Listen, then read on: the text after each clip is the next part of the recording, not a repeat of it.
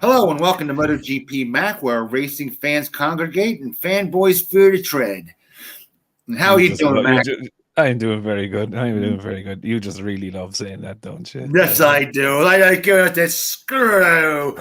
I'll tell you, fanboys, not fans, folks, but the delirious fanboys, they're like cancer to racing. They really are. And I went over that thing, by the way. Yeah, Kawasaki Gray had 6 years, and you're going to let me go through this. Like I gave me the context yesterday. He had 6 years, and then they got fined, right? Which was bad. They shouldn't have done it anyway for having too fast a bike. Now, on Ducati's side, they didn't even start driving the bike. They said, get this, they didn't turn a wheel. They said, we heard your bike's too fast, right? And if you don't turn it down, you're going to get a penalty for being too fast. They went 4 races, got hit. Right? Now they both have a fine, a penalty that they shouldn't have. Now comes this 2 years later, right? Guess what? They were nice. They took away Kawasaki's, rescinded theirs. Then they gave Ducati another one. And they're looking for the third. I hit Reddit, right? Right? And what I didn't realize, I hit Reddit and these other stuff, the Facebook.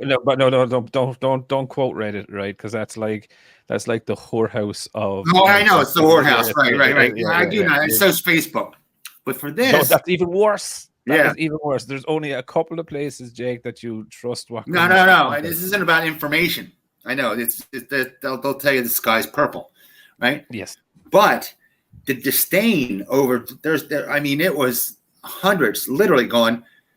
Dorna is going to try to is going to give them fines until the Japanese win. I mean, over and over and over. No. Right. Firstly, they want them. They do not want them to win. I'm sorry. You got to know that.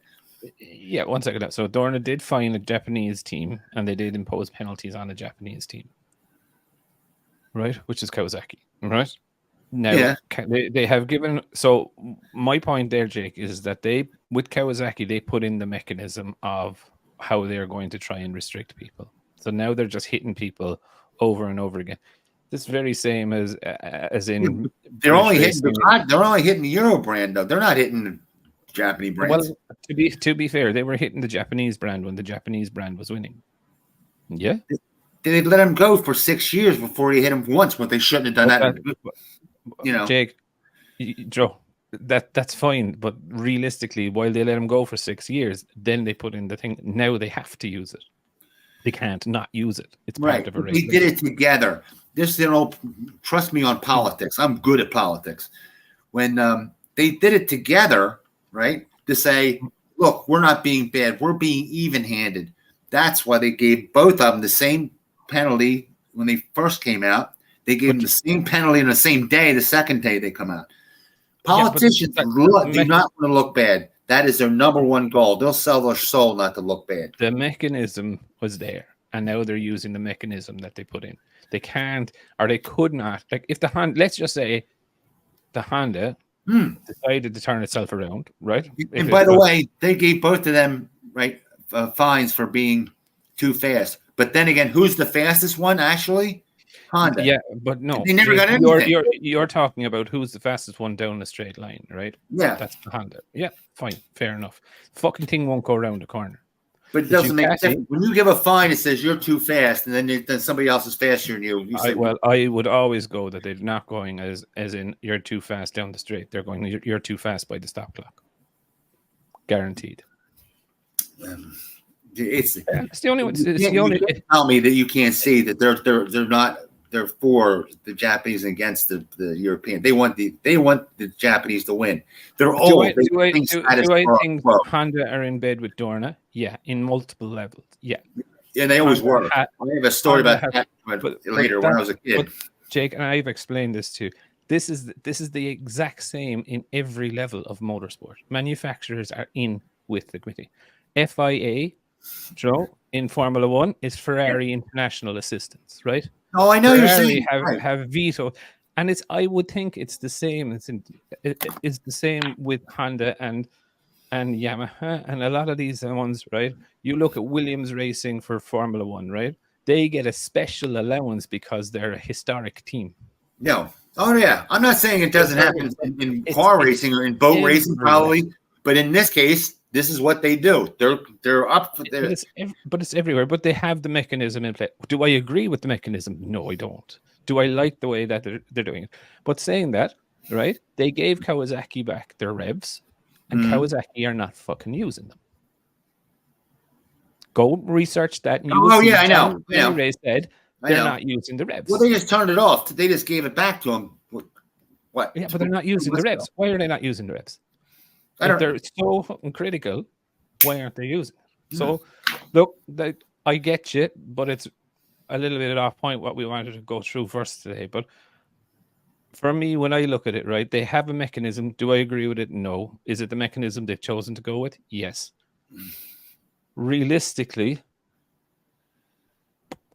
what are we going to do with it? Do you know what I mean? Dorna are literally going to, unless the fans turn up or decide not to turn up at the fucking racetrack and say, let them race. That was something else. When we saw the race today, did you see all the red thing? People are turning to wanting the European ones. The red mist. The red mist. What they call it? Yeah. And I'm going. The red mist was for Pecco. Yeah. Yeah, because you were at home of your 46 Racing Academy, so it was Pecco was there. Except the Pecco turned the bike yellow, or Ducati turned the bike yellow. Mm-hmm. That threw me off. So it was the wrong color of the flares, but that it's their local race. Do you know what I mean? I would expect to see flares and whatever. And when Rossi was there used to be orange flare or yellow flares going fucking. My point is that it's a lot of people are not happy. They were bitching like hell about the concessions. They were just going off. I mean, it was on and on and on and on and on. Yeah, but look, and we kind of covered this last week, right? That realistically, with the concessions, the manufacturers are not fucking stupid, right? Mr. Dorna is not fucking stupid. There will be a compromise and a deal to benefit everyone. What is it? We don't know. I don't think they want to benefit everybody, but we'll see. I think it will. But it's when you said if Ray wins, okay, if Ray wins and he gets a fine and they give him a penalty, I'll bet you $5 to $50. $5 to your $50 to your $5 or $10 to $100 that he gets nothing. Who, Ray? On the Kawasaki? Yep. If he goes to Yamaha and they win, they'll get nothing. There were no penalty whatsoever. I think if he comes in and dominates, I think he will. I think they have to. They have to. We got to bet then. Which one do you want? $5 will get you 50 or 10 will get you 100. Well, if you're wrong, I'll take the Aprilia. No, that's put that's putting your balls on it. No, anyway. But you have to put something up against it too. What are you going to give me? I will give you my treasure, which is an Aprilia RS 250. No, I love my Aprilia, and it's brand freaking new. Yeah, mine is brand new from 2001. 2001. Really? I thought it was a 90 something. But anyhow, I have a 97 one. It's other. But my point is, it's they better watch their ass being as old as they are and not going the same path that they always are. Old people, they start to get into a rhythm and they don't change. Yeah. But look, we wait and see anyway. Right. Good morning, Mr. Martin. He stepped up to the plate today, didn't he? Yes, he did. I called it too. I'm on a roll. Yeah. And just so people know, we're filming this on the Sunday. We know the test is on Monday, so but we might talk about that Tuesday or Wednesday. We'll see. We might do a surprise. Anyway, so Jorge Martin, he looked really, really good. I loved his comment at the end that he's like, "There's no pressure on me to win the championship. I'm in the satellite." It's real fuck you, Ducati, Joe. It's really like, woo, you're better than the wrong fucker. But yeah, I think he looked very well. Now saying that, he wasn't too far ahead of Pecco, who was like, I saw Pecco, not personally, no, but I saw Pecco going in on Thursday, and I was paying particular attention to his right leg because where he was hit on the knee, it was his knee puck actually saved him, or his knee slider, and where he was hit on the knee, you could see he couldn't bend his knee at all. So like he was walking and the leg was straight, right? And then fucking 10 minutes later, he's like, Pecco has passed his medical. You're like, how? Like definitely like I know any fucking medical tests that I've done here for racing or whatever, right? If you said you had a bad arm, they would test that fucking bad arm, right? And they would make it. So like I'm assuming Pecco's going to go in and he's walking with the leg straight, right? And they're going to make him fucking squat, right? Bend the fucking knee, right? 10 minutes later, Pecco's fucking passed. I was like, oh my god, do you know what I mean? What is going on here? So like, remember when he broke his leg? Right? Yeah. You remember when he broke his leg 2 years ago and he rode and he came in second? I was like, I thought, Jesus Christ, this is happening all over again. But yeah, look, like Martin, what I was more thinking, like Martin Wood, right? Don't get me wrong, he was really, really good. But I wonder if fit Pecco, like Pecco shouldn't have finished it. Right. He shouldn't he shouldn't like if you look at it, like look at Alicia Spargaro today. He had a bad tumble into the gravel on Saturday, right? He was just like, you could see he was wincing. Do you know what I mean? He was sore, and like he was down the grid a bit. Do you know what I mean? And like whereas Pecco, he was fighting fucking hard for the podium. Like, do you know what I mean? In the beginning, yeah, you ain't kidding. Yeah, he was aggressive. Like, do you know what I mean? He was like, "Fuck this! I'm not letting him get away." Yeah, no, he couldn't pass him. He needed to be a little bit like Rossi. Like at the start of the race, he had to throw it up. Within the first 2 or 3 laps, he had to throw it up the inside, or else Martin was gone. Do you know what I mean? Because he didn't have the pace. And I know we were texting throughout the race then, but like you could see maybe with about 10 laps to go, Pecco started, the energy started to go. And what he was saying is that when he would do his doctor's dangle, so put the foot out coming into the brake zone, he was finding it very hard to get his foot back onto the peg. Yeah, I know about that. You know what I mean? So it wasn't numb, but it was just like, it just didn't feel right and he wasn't sure, and like, fuck it. But like for me, I thought he was spot on. I thought Bezzecchi was quite respectful, actually, especially with passing Bagnaia with the 2 times that he did do it. You know what I mean? I thought they were very safe passes. Yes. You know what I mean? And I do think Pecco gave him a bit of space as well, especially in today's race. At that last pass, he just gave it to him. He knew he was fucked. Do you know what I mean? Yes. And it was like, is he going to waste time? Let Dani catch him earlier than he did, fighting him. So I think at the beginning of the race, I actually didn't want Pecco to pass Martin. Thinking of human nature, I thought if he passes him now, right, and then the painkillers start to wear off and everything starts to get stiff, then he looks back and goes, "I'm not going to lose the position. He was going to go down." That's what I thought. He's going to be a calmer rider in second than he is in the lead. But like if you look at it by last Sunday afternoon, right? We all thought that he wouldn't be here for 3 or 4 more races. So even where he is right now, he is, he's in a pretty good spot. Now, I suppose Bezzecchi was good as well. Dani Pedrosa, oh my fucking god, what an absolute legend! Yep. But I mean, it was just like there's where his petite size, right, comes to an advantage. Real small guys like that, they can hold that. How can I put it? They can stay in shape longer and stay nimble. Well, I definitely believe, right, and this is just me now. I believe when he turned up in Jerez,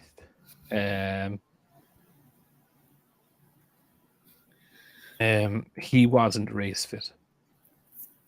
I think he was test fit, but I don't think he was race fit, Joe, if you know what I mean. Yeah. And where I'm going with this is that you could see through the racing he faded, but this weekend he didn't fade at all. He was fucking ready. Now he did do a test beforehand, on the carbon fiber chassis, which we'll get into later on as well. But good, I was going to ask you on that. I think for me, when I just looked at it, he just looked a different animal. He knew what to expect. He knew what pressure his body was going to be under, and he was prepared, I suppose, for it. And I was quite torn in both races, actually, because I wanted him to pass Pecco, right? But I didn't want him to pass Pecco either, because I wanted Pecco to get a podium at his home race, right? Which I think was really important for him. But you know, when I saw them battling, it was just like, for me, it was just like to get past Pecco, you have to be unbelievable on the brakes. And Dani was never unbelievable on the brakes, but he would push you into a mistake. Do you know what I mean? So there, I was like, and I was thinking, fuck's sake, no, he's going to start battling with him, and he's going to crash. Do you know what I mean? But like again, Pecco is sometimes he's just fucking on it, and he can soak up the pressure, or other times then he makes stupid mistakes. Like if we looked at this race last year, where the Beast put him under epic pressure to win the race, you know, and he was able to withstand it. I think it was the same when Dani was coming up. I won't say he let him come up, but I think he left him come up to a certain stage, and like he got to 0.2 of a second, and then Pecco pulled it out to 4 or 5 tenths again. Do you know what I mean? I thought Pedrosa made a mistake at that point. He made a mistake, I think, with the second last lap. Do you know what I mean? But he was within, I think, 4 laps to go. He was within 0.2 of a second. Yeah, he was 0.2, yes. And then Pecco pulled the pin again and went for it. But overall, I thought it was like he was fucking epic. Who else did really well this weekend? Actually, when you say, by the way, when you say pull the pin again, I've been hurt and masked it with painkillers. Once it starts to get stiff, redo it, the re-push again. Oh man, it is brutal. Yeah, but then saying that, then, though, you figure like the Tin Man. He's a good bit of whatchamacallit, adrenaline flowing. Yeah. So it's like, yeah. So I think it might be a bit different from us normal human beings, but no. Look, I think like from those 4, I think so. It was stunning racing.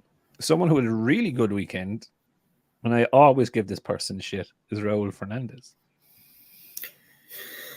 Yeah, I don't know. He didn't look that great to me. Sorry. No, he was inside the top 10. Yeah, but through attrition. No, there wasn't too many went off. Do you know what I mean? Especially in today's race. Do you know what I mean? There wasn't too many people went off. Will I give you an interesting fact? Give me an interesting fact. Dani Pedrosa is currently 18th place in the championship. Okay, really? He is ahead of Marc Marquez 19th, Enea Bastianini, Raul Fernandez, Lorenzo Salvadori, Jonas Folger, Paul Espargaro, Joan Mir, Piero Petrucci, Bradle, and Lacoma. So he's turned up to 2 events. I thought the same thing. Man, why didn't you hire that guy the whole time? You know what I mean? Yeah. No, look, there's a lot of rumors. Huh? I wonder if he'd go. I wonder if he'd stay on as a rider, make a comeback. Yeah, well, like there's a lot of things. Like, okay, Binder did get past him today, but I wonder, and I genuinely wonder. Now, Binder's always good in his tires, right? But I wonder, was Binder taking too much out of the tires too early? You could see Dani was aggressive, but he was not overly aggressive. You could see, for me, you could see that Dani was minding the tires. Do you know what I mean? Rather than pushing it. Now, he did get a stupid warning for the tire under pressure, which is the most stupid fucking rule ever. Besides going on the green paint in the last lap. Yeah. You know, Dorna, you've done a couple of howlers, but I suppose, it was a good one. Now, I suppose the main thing that happened this weekend was the talk of Marc Marquez, and this blew up on Thursday, really. Now, Marini was confirmed in VR46 on Thursday for next year. And the paddock then went into massive speculation that, and even like people started, normally safe publications even started Speed publishing Week. it. Speed Week, Crash, Yeah. GP1 all started publishing that he's going to Gresini. They said it was a signed contract, but he did that before. Yeah, there was contracts in front of him all made up. He did that before, though, in 2019. Yeah, but I think there was the other thing that has me kind of on this, right, was that Ducati said that they would be announcing all their riders, or all Ducati riders, i.e. anyone on a Ducati. So where everything would be filled up by the end of it. So they did announce Marini. I thought they were going to be announcing one kind of every day. Do you know what I mean? Marini Thursday, Yeman Friday, whatever. Do you know what I mean? But that didn't happen at all. So when this rumor started coming out, it did tie in with what Ducati has said, that we're going to announce our riders at Misano. Makes sense. There's their home race. But I started quickly hearing then that this is actually not going to happen, and they've poured cold water on Marquez. Now, there was a couple of things there. What it was, Ducati came out and said, well, and he's like, we don't know anything about it. It's between, if it is happening, it's between Marquez and Gresini, not Ducati. So that's kind of alluding to that it's a direct contract with Gresini rather than a factory, which I would find very weird, that if the factory really wanted him, they'd be pushing it big time, right? And they weren't. And then I also heard that in Silverstone, Honda Big Brass again were there, and Puig, Marquez, and the Big Brass were having conversations, and apparently, that Honda have decided, or Honda have given Marquez the opportunity to say, Honda have told Marquez that they are going to hire in the European engineers that they want. So it's not going to be a HRC Japan only venture anymore. It is going to be European engineers in there doing it. And then it's like, is that just a fake promise or whatever? And like, I still maintain, and I said this last week, I don't think Marquez is going to sign anything until he throws the leg over that Honda tomorrow or on Monday. He's a strange duck. See where it is. Now, I do find it very, very weird, right, that there's no correlation, or there was no sharing of the data between what's going on in Bradl's new bike. Because Bradl had the brand new Honda out testing. Yeah. But he was using it at this meeting with the 2023 engine. That doesn't make any sense whatsoever. Yep. So what that tells me is that the position of that, or the mounting points of that engine, are going to remain the same. Now, if the mounting points of that engine remain the same, is the position in the frame similar enough to what they have? Now, I did see the frame, was having a look at the frame. There's a blend of the Calyx and the Honda frame in there, so it'll be interesting to see what happens. But tomorrow, I think is a big day for Honda, because if he throws the leg over and doesn't like it, I think he will sign that Gresini contract. If he does not like it, or he does like it, I think he's going to stay faithful to Honda for another year and say, okay, like, he's not going to re-sign early with Honda next year. 110%. I can tell that. But and then that leaves Gresini with a problem. If Marquez does stay with Honda, where do they go? Who puts in there? Who would you put in? I would be putting my money on Jake Dixon. I thought Jake Dixon already signed away. Yeah, so Neil Hodgins, who is his manager, or I think he's his manager, said that there's probably something in his contract that if a MotoGP team comes knocking, he can go. Which makes sense, right? Yeah.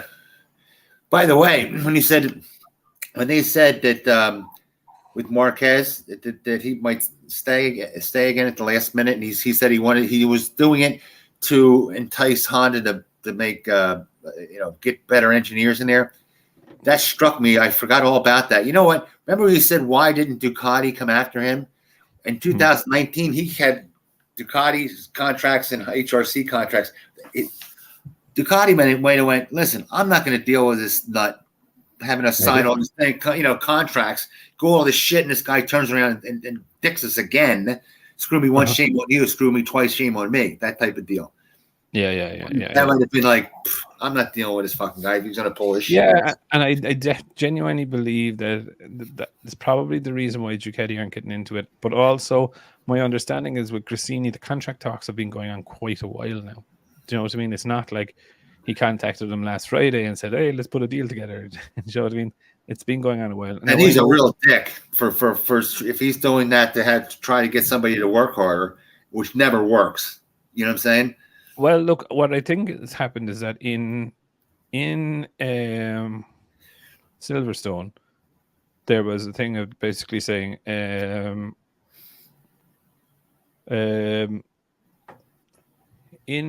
Silverstone there was a meeting with the execs, and basically my understanding is Pooch said, "You're going to lose, Mark, if you don't do this." Yeah. And that's when the negotiations started and things happened. Now, Silverstone was only a couple of weeks ago.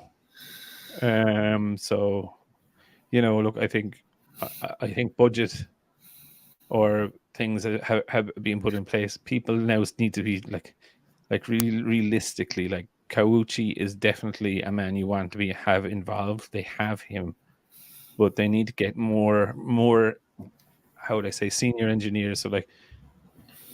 If I was KTM and Ducati. Now, saying that though, actually, right, one of the things that I suppose we will bring up now, because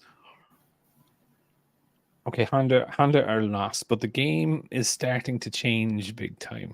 Like, if we remember at the end of last year, Pecco said about the GP22's thing was that the frame is at the end of its life, right? Yeah. Now, the frame they have for the 23 is not new. Yeah, it wasn't the revolutionary frame we thought it was going to be. No, so that tells me if KTM are doing a carbon fiber one, which they have out in track, Aprilia haven't. I reckon Ducati are developing it. But for them, since they went with that monocoque chassis, which everybody had tried with that monocoque carbon fiber chassis before then, by the way. I don't think it's going to be a monocoque chassis this time. I think obviously it's going to. Everybody remembers the carbon part of it, Yeah. But I think it will be like a twin spar chassis like they have already. You know what I mean? Just in carbon. Now it's not. Now it could be arranged that they could probably have more flex in certain areas or make it stiffer. But I don't think it's going to be a massive weight saving for the likes of Ducati and Aprilia. I don't think they need it. They're already at the minimum as it is. Yeah, but they can if they took, like, if you look at it for KTM, right? Their chassis is steel, so it's heavy. Right. Now they replace that. Like, that allows them then to run weights at different areas in the bike. Do you know what I mean? Oh yeah. Mm-hmm. So, or they could fill a certain part of the thing with lead and then have a lead insert into the carbon fiber. Do you know what I mean? So they could tune that chassis an awful lot better than the steel. Do you know what I mean? Because it's so light. So I definitely think it's interesting, and where is it a question? Is it that KTM chassis? Is it a tube, carbon fiber tubes? Don't know. We just know it's carbon. Now we can see it in pictures. You can see the weave, right? So it is genuinely. I haven't seen a picture of it yet. I have yet to see. I have a few pictures. Do you want to send me that MV? I'll send you the pictures. I'll be on my way out. You know what I mean? When you're getting the MV, at least if I give it to you now and I have, you tell me if I have cancer, I'll be able to hear you go, "That's the fastest bike I've ever been on." Holy shit. That's it. Holy crap. It. Well, hopefully, look, you won't get that sort of news for a while anyway. But when I was looking at it, definitely really up close, you can see the weave in it. So it is a carbon fiber chassis. So, like, it must, in my view, it must be taking 4 or 5 kilos off the weight of the bike. Okay. Is it flat when you say where did you see the weave though? Is it like a flat or is it? You can see it on a flat part. Like if you could say now that the tubes look somewhat oval. Okay. So, whereas we know they were C-section. So I presume that it is fully honeycombed or whatever it is, carbon titanium or whatever the fuck. But it looks good, and then take the weight off it and put it the weight where you want on the bike. Mm-hmm. I think it's going to be a big thing for them. But my kind of point here is that poor Honda and Yamaha are so far behind. They're still fucking around with an aluminium. And hope. Like the others now are fucking off into carbon fiber frames. Yeah, they can't get the shit right. It just shows like how far behind. Japanese were never good engineers. I mean, but no, what I'm doing is I'm putting like how many years behind do we now think they are? Yeah. Because in the Japanese thing, like for example, like 2022, Ducati knew that they were end of life of their frame, so I believe that they're going to do a carbon one. Do you know what I mean? Like this is not something that you build overnight. Do you know what I mean? And if you look at the likes of Calix, for example, who I still believe Honda have a massive tie-in with. Yep, so do I. Then even when they say it's a Honda mix, I ain't buying it. I don't know about you. Oh yeah, but no, I did see some resemblance of the Calix chassis, especially up around the headstock. But what I find interesting is that Calix have no understanding of carbon fiber either. Do you know what I mean? Right. So it's like, okay, here's an aluminium version that works. Make that in carbon is probably what they're going to do. Do you know what I mean? It's like shit. But you know what I mean? It's just, I just find it very, very interesting to for me, it kind of puts a time scale on it. Like an engineer must have 2 or 3 years ago, in all manufacturers, started thinking, I wonder, could we make this in carbon? Do you know what I mean? Yeah.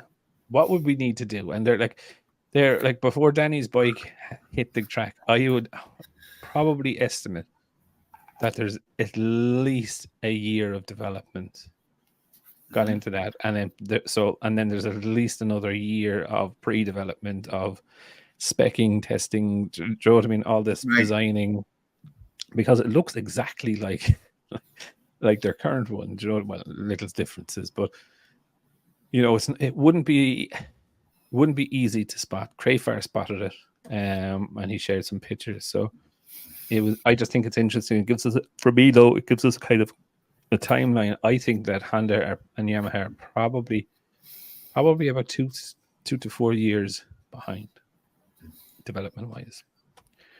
Now, saying that, we only have 23 is gone, so we've 24, 25. So we only have they've 3 years to catch up, about 4 years. Joe, what I mean? So it's going to be an expensive run for them. Jack Miller is in big trouble, I think. Big trouble. You really think they're going to kick him for that? No, what I genuinely think is that if things keep going the way they're going, yes, 100% they will kick him. Like, he is down in 14th, 15th place. Yeah, everybody yelled at the Ducati when they let him loose. When they let him loose, he was 12th, 13th. Then he got better after that. Then he was an asset. But before, or Martin, he just said Martin. You know, he said, "Aha, you should have picked me." But when Martin was when the pick came between him and Bagnaia, he was coming in 12th, 13th. So, you know. Yeah. Look, I think it's no, I think he was a top 10 rider, right? Overall, if you look at his performance, yes, he did have dips and stuff like that. But you can see something has happened in the bike, and now he's chasing the bike. If you get me, and that's never a good thing that you're chasing the bike. You know what I mean? Is it down to confidence? And like what he did say this weekend was that his issues from last weekend's race in Catalonia and this weekend's race are two different issues. So he's definitely chasing the bike and changing settings, more so doing like shotgun settings, hitting and hope. And like, no one is expecting Jack to be a top 5 rider all the time. Do you know what I mean? Yeah. You're expecting him to do really well in the sprints where he can fucking burn the tire, not really worry about it, and just go, right? In the long strategy races, top 6, top 7, they'd be happy enough with him inside there if Binder is up towards the front. But if he's outside, the top 10 constantly on that KTM bike, they'll dump him for Acosta 100%. They'd have to. And Miller, by his own admission, he says, "I'm not a very good,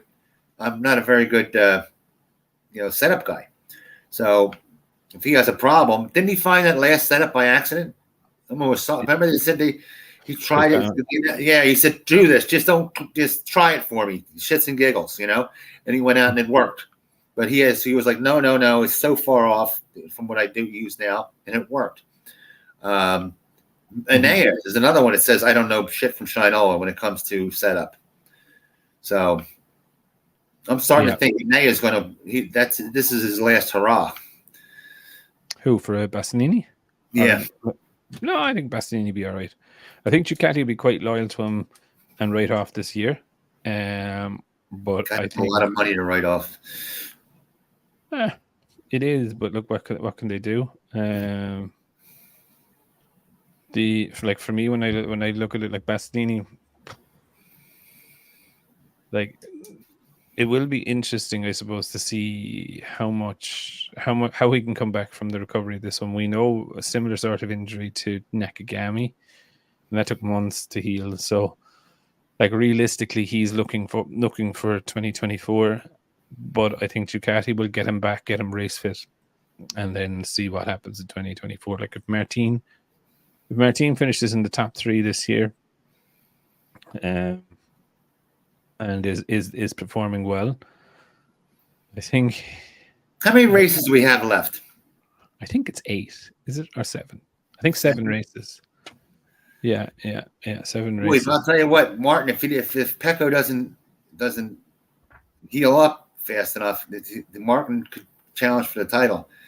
Like you say, when you see Pecco look stronger than Martin, even injured, you looked at it and went, "He's faster than Martin. He's just injured." You could see it.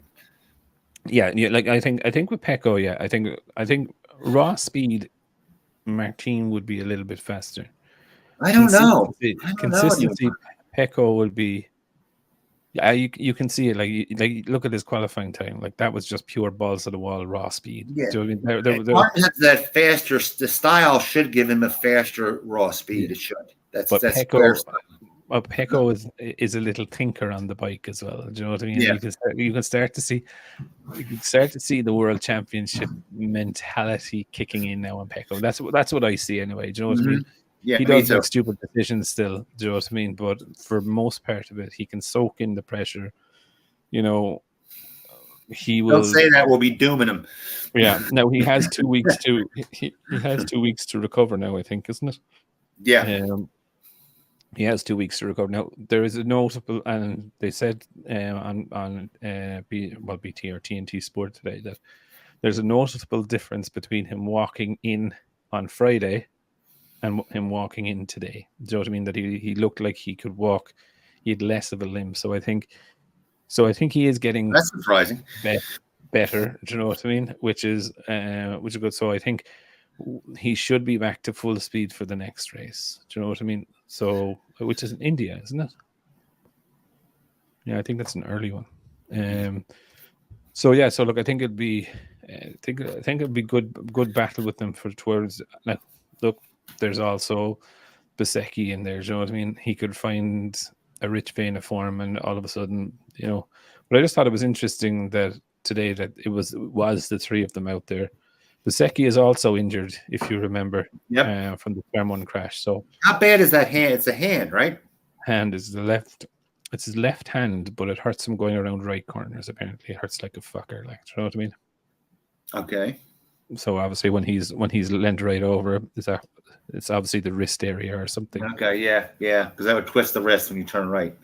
Yeah, so I don't know, or the metacarp or something or whatever it is. But like I thought he was okay. He wasn't, but then like you do remember that he's he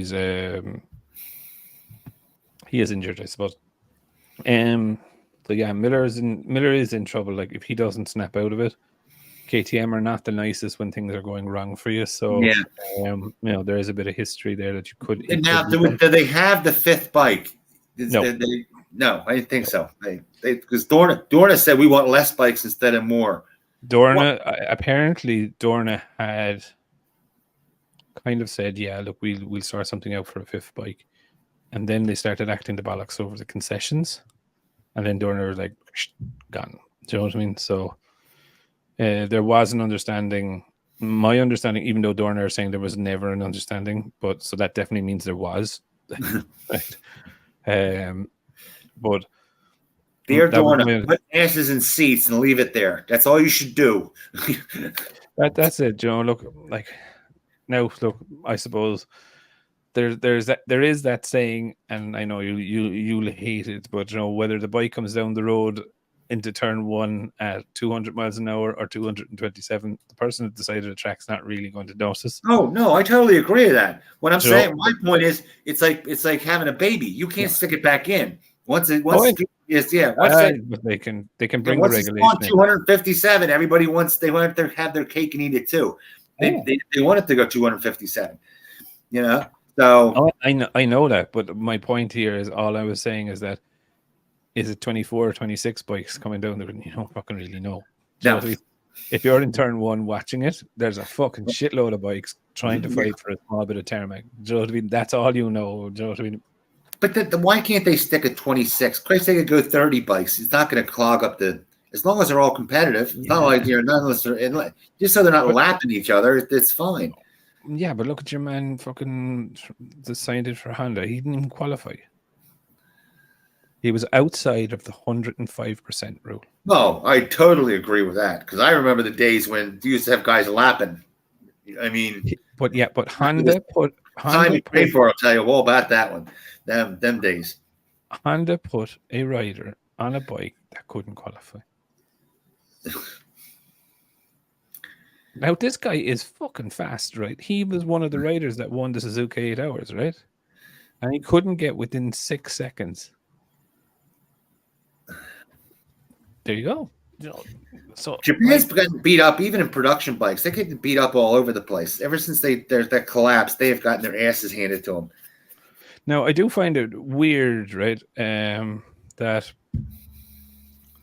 Agora is not going to MotoGP next year, right? But Agora is going. He's also leaving the Indomitsu Moto2 team to go to Fantech Racing.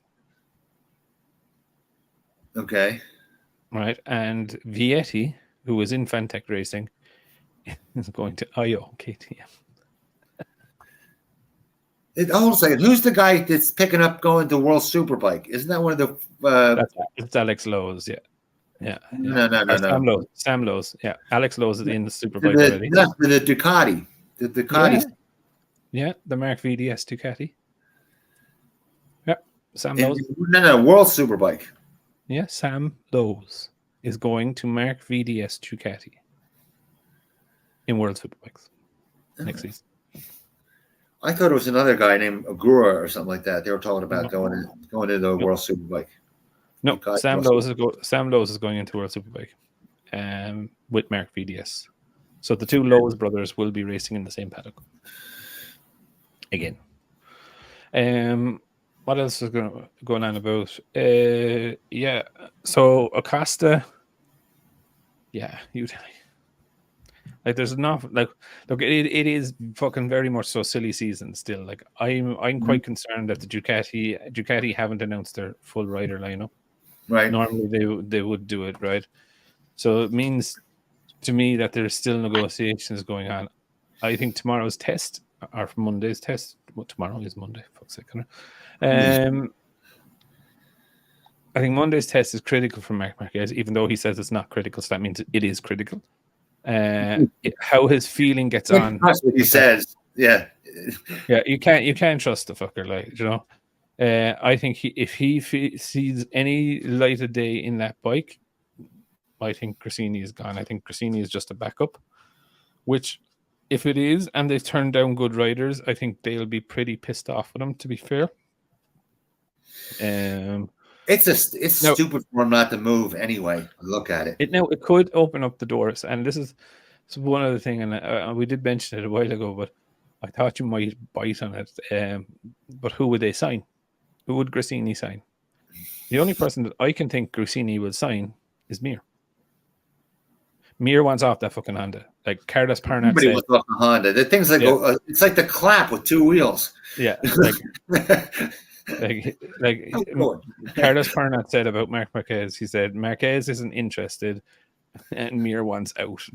Do you know what I mean? It's just fucking kind of tells you where it is, but the way and that's just the way they're riding. Like, but I think for me, I think that's the only one. Like, if Marquez doesn't go, I think Mir will probably slot in there. That's the only. When you say Mir now, with the progress that he's had or lack there of progress, he's like the kid that when the you pick him thing on the schoolyard, and he's like the last kid that nobody wants anymore. Yeah, Mir, come on over. I would say that. I would say that unless the people, like, no, obviously inside in the paddock, they've seen the progress of Pol Espargaro, and they've kind of learned that you don't become a bad rider overnight. You know what I mean? You don't become all of a sudden a fucking crasher. You know, Mir has had 2 years of crashing. Whereas if he gets a stable front end, not too stable though, because he causes crashes too, according to Pecco, then he's Joe. But I think he could be in the running for it. But yeah, like what are we going to see tomorrow is just. Like, I know Cal Crutchlow was testing the Yamaha during the week. I know Dani was testing the KTM. I'm going to go over though Yamaha with you, but keep going a little bit. So I think tomorrow, I don't think we'll see anything revolutionary from the outside. I think they're going to be protecting an awful lot of their IP, except for Honda, because like everyone fucking knows what's going on there. We've already seen the bike this weekend. We kind of have a feeling. But one of the things I'd love to bring up actually was that I saw a picture of Augusto Fernandez this weekend, right? And we know that KTM put new winglets on the back of their swing arm, right? Right. The factory lads. He had them as well. Really? I thought this was fucking brilliant. Do you know what I mean? It's really. That's your boy, yeah. No, it's just that they're gathering data. Data. Do you know what I mean? It doesn't matter who's writing the fucking thing. Do you know what I mean? Yeah. Pull them on. Let's get an understanding of how these are happening. What are they helping? Do you feel it? Right. What's happening, Joe? What's happening at the, and I was just, and it was just like, for me, I was looking as like, if Honda could just realize it doesn't matter whether your man is up the fucking front or down the back. Do you know what I mean? They're giving them these parts to test. And in the Honda, they don't seem to even have continuity with their testing. It's like one time he gets it, one time he gets it, one time he gets it. It's like, yeah. But no bike is the same. Yeah, the bikes aren't all different. So it's screw up, fuck all. You guys would say fuck all for information. You know? Yeah, it's fuck all. You're getting fuck all information because every chassis is different. The components on the bike are different. And yeah, look, I just think it's, look, I think they're making their own fucking grave, to be honest, you know. And genuinely, I start worrying about the likes of their major sponsor, who is Repsol. Now, I know there was a talk when Marquez was going to go away that he's taking Red Bull and Repsol and all of these with the Red. I don't think so. No, look, Repsol are with Honda, and I think when they stop supporting him, they will put a small bit of money always behind Marc Marquez, right? He's a Spanish rider. Yeah. Of course they will. So will Red Bull. So will what is it? Estrella Galicia. You know, they're personal sponsors of Marc Marquez. So yeah, I can see them doing that, and he will probably, if he does start a team, guess who will be some of his main sponsors, right? Fine. But if you were Repsol, would you put your whole sponsorship on that guy? On somebody that flighty. Let's face it. But yeah, they obviously have close ties with him, right? So they will put it. I would believe they will put a small bit of coin behind him. Oh yeah. But I still think that they would want a full team exposure as well for now. Do you know what I mean? Mm-hmm. And there's a long history of reps all in there, so like I don't think it's just tied to Marc Marquez. You know, they're like the hunt is on for the new Marc Marquez, which most people believe is Acosta, right? You know, do you see it? Do you see Costa? I don't either. I'm sorry, folks. I just don't see it in him. I see the square lines. I don't see the next. It's not even that. It's just Acosta is very beatable in the classes he's in, whereas Marc Marquez is a little bit. You know, when he really started getting into his stride, he was fucking head and shoulders out, and it was nearly who was going to finish second was always on the tip of the tongue. Now Acosta was very good today. Have to give it to him, right? But I've seen him, Joe.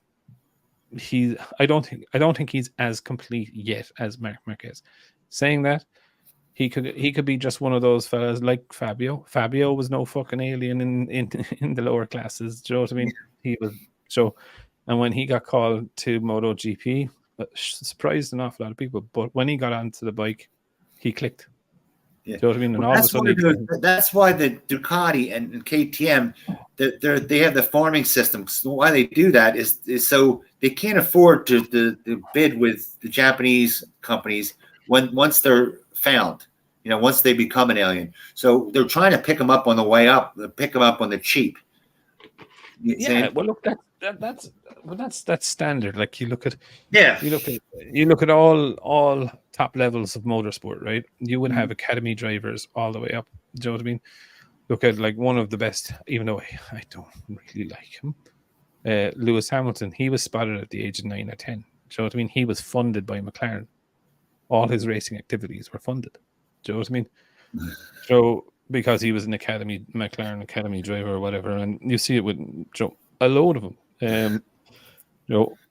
They get them into the factory at an early age. They get them to understand and learn and polish them so that they know how to talk, interact with the media, but also understand how the team works and how the team works in development and this, that, and the other.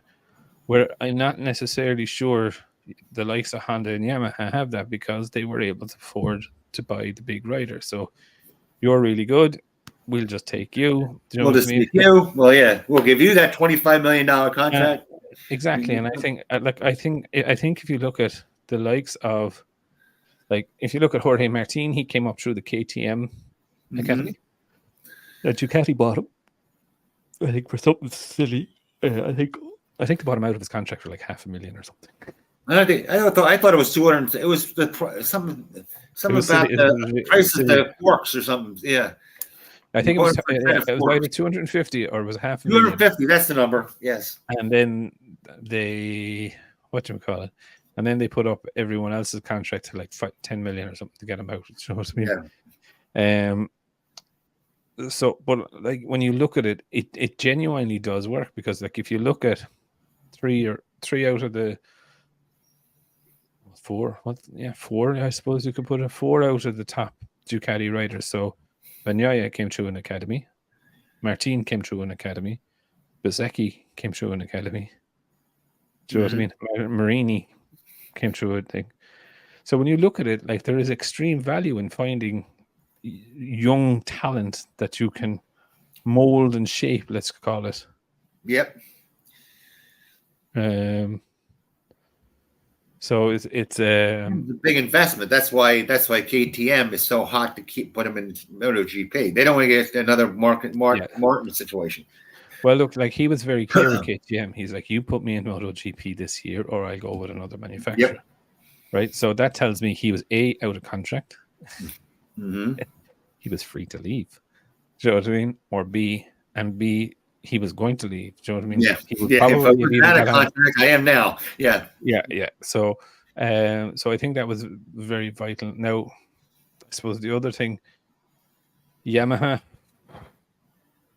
I don't know, man. You know what? That's what I was going to say to you.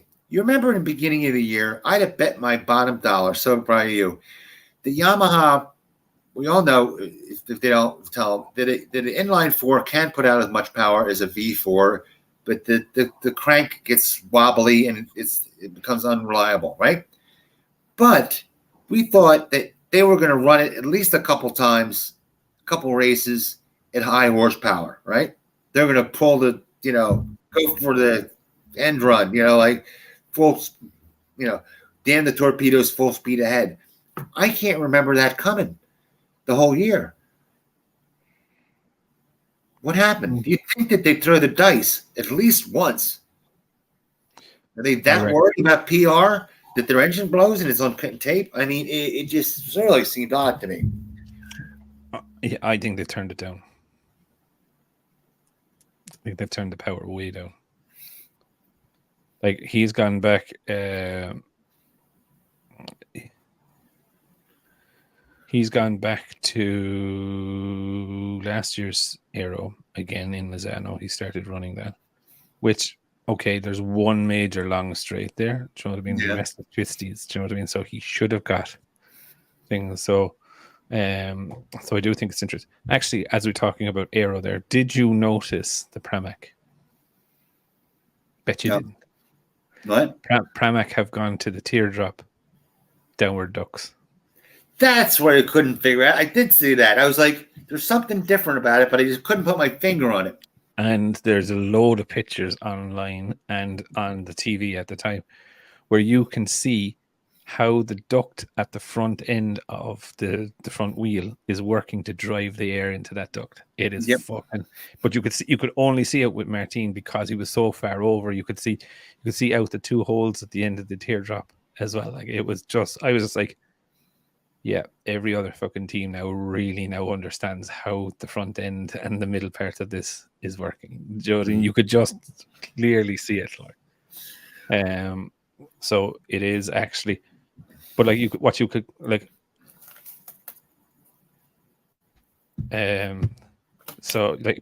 see, like you could see the exit out of where it is. Mm-hmm. So if you can imagine, it's when it's leant over, it's exiting out underneath the bike, but it's not getting in the way, so it's not causing any drag. It's giving them, it is causing a small bit of drag because it's giving them downforce. Yeah, you know what I mean. You can see where it's exiting and clean, like really, really clean. So I was just like, you've just shown everyone how it works. So now everyone's, no one else is actually using that system anymore. So, but no, I thought it was weird, but. Binder, I have to give it to Binder as well today. His race was fucking brilliant. Like, I know he crashed, but he passed Franco Morbidelli for 14th place by the end of the race. Remember the race? By the end of it, you're just like, for fuck's sake, like, Yamaha. To be honest, it's making me a little bit ill. You know what I mean? I just don't understand it. I've thought, why don't they just crank it up to see what the hell? Just for some sizzle, you know what I mean? For advertising, for look, he's up at the front and he's giving it a shot, that type of thing. Even if it's racing, it can blow up, you know what I mean? I think people they're not going to, turn in their street bikes because they see it blow up once, I don't know. Yeah. I think it's I think it would be good for Fabio's psyche, it's like okay, at least I'm up. I was running at 5th or 4th or something for what, a little bit. I see some progress for that day. Yeah, I'm getting very used to looking towards the bottom half of the table right. to see them, and it's just like fucking heartbreaking to see. And look, even Honda, right? Like, it is a historic brand in the way of racing, right? And I like whatever about how the corruption and the politics and all of this, right? It is a major brand. Whether it's fucking self-inflicted or whatever, I personally hate seeing them. They were good when Mr. Honda was around. I hate seeing them down there because I'm like, they're a major brand. They're a major part of motorbike racing globally. Do you know what I mean? And it's just a shame that they're caught sleeping. Now, look, it is on them. That's fine, but it's just not a pretty sight to be seen, in my view, to see them struggle. Right. And because for me, when I look at it, it's actually the riders that I feel fucking sorry for not mainly the brand, right? But like, I feel bad for the race team. I dislike, and but I hate the damn executives. The executive, their business tactics, or like a snake. All right. But you always want the racer to do well. You always want the race team to be competitive. But I think they're hindered a lot by the executive decisions. I think that's killing them. Yeah, I think so too. I just look. I think, and I look at the riders. I look at the teams. Must be completely demotivating for the teams due to the situation that's out of their control. And look, I just think for me, I do dislike seeing them there. Now, if they're there on merit, which they are, that's fine. So I don't want concessions either. You know what I mean? They need to get back into sorting their shit out. But I just think, even for the fanboys, they don't realize it. If they have to pull themselves up by their own bootstraps if they're going to make out in the future. If they don't, they're going to be back in the same situation. As soon as Marquez leaves, or if they get fat, whoever they get goes down, they're back in that same situation where they get exposed for weak engineering. So why not have them build themselves a good base that's going to be lasting? Like Ducati, Pecco could get hurt. They have somebody behind that's going to, another rider that's going to win.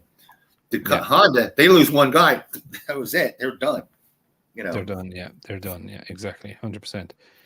And look, maybe the best thing for Honda is to lose the likes of Mir and Marquez. Just stay with ordinary riders for a couple of years, develop the bike, and then put an alien on it.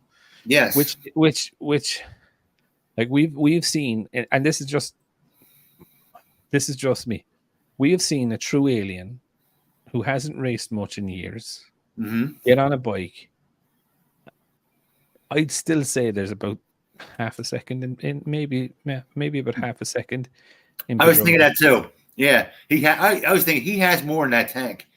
He has more, Joe. Like if he was to do 5 or 6 more races, get really race fit. Yes, shake that rust off. Yep.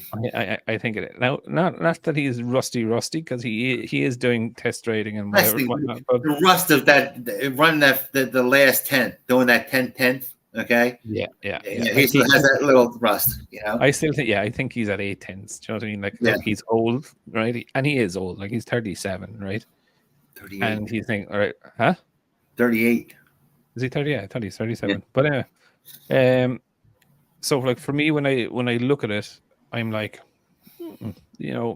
he is about 2/10. Like he's at 8 tenths of what he can do. Do you know what I mean? Even if he brought that to 9 tenths, he's on them.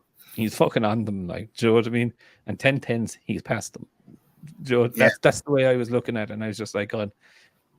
Now, is there like, I suppose it's very easy to say in the heyday of the competition, right?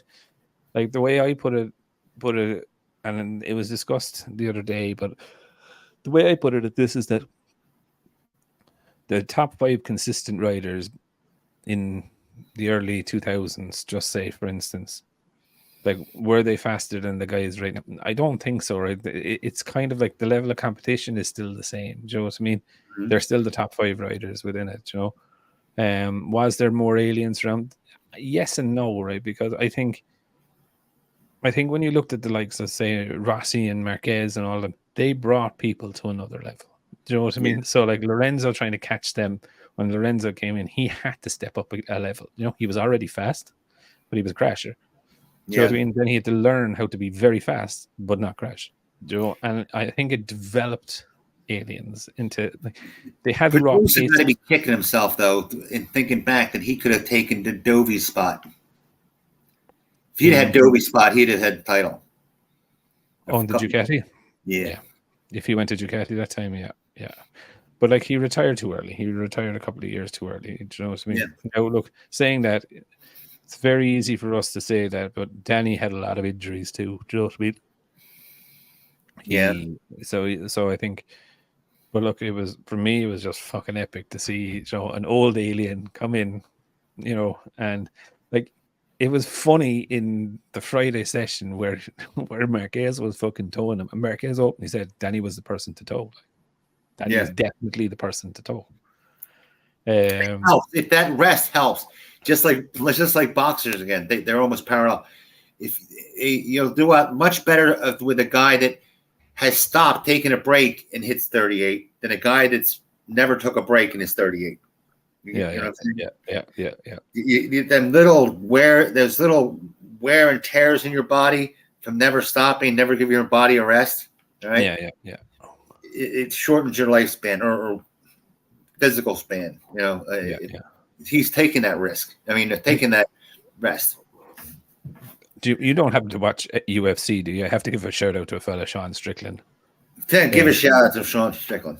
What a fucking legend of a man. Do you know what I mean? No one gave him a fucking shot. He was like minus 400 underdog or something like that.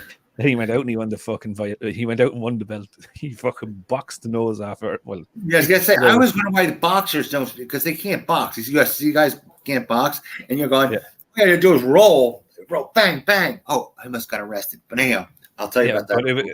That's all. That's all. But yeah, Sean Strickland, what an absolute fucking legend. No one gave him a shot in the hell, and he went out and he fucking beat the shit out of him in your man's home country and all that. He wasn't even supposed to be fighting him. He was standing because the other fella pulled out or whatever. So it was just like, look. But a legend of a guy, mad as a fucking box of frogs, but fair play to him. Anyway, right. We'll wrap it up there for this week. We'll try and maybe do something during the week, Jake, just to talk about the testing session. We will go from there. We'll do something after the test, and then we'll have to shoot the other one early because I'm actually bringing my little fella next weekend to a football match in the UK. Oh, that sounds good. Family first, bud. Family first, exactly. Anyway, thank you everyone for watching as normal. We will definitely catch up in the comments, and looking forward to the test tomorrow. Today. Yes, I am. It's actually today, but we're filming it. Yeah. Anyway, right. Yeah. Peace out, everyone. Have a good one.